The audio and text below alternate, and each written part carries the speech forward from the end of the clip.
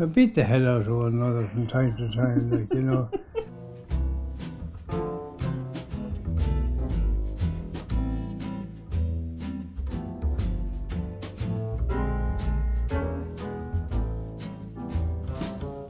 I have already mentioned the fact that my wife died. Prior to that, she was in Vincent's Hospital, I was in Columkills, and we were hoping that we would both get back here to the house here together. But in the event, that didn't happen anyway, and she passed away on the 3rd of May. I was anxious that somebody would be in the house,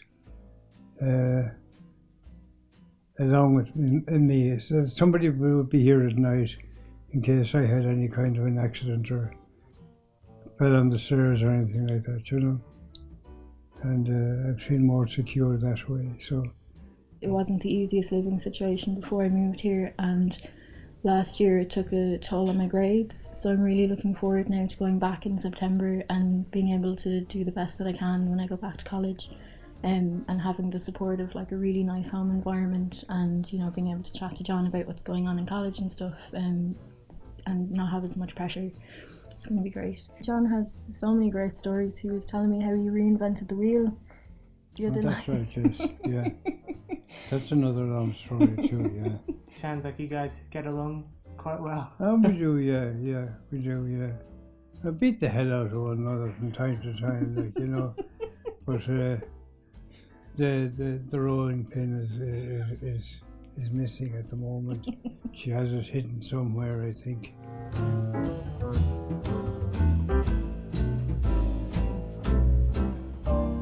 So the concept is it matches two unrelated people to live together for mutual benefit.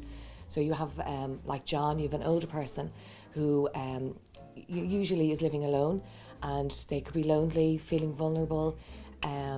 They're craving companionship, but also peace of mind, like John said, that if something does happen in the middle of the night, that there is somebody in the house in case of an emergency. In exchange for the accommodation, the sharer offers about 10 hours a week of companionship and support to the householder.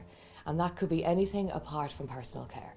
So it could be just sitting down watching television of an evening, or it could be maybe making dinner together and sitting down having a meal together.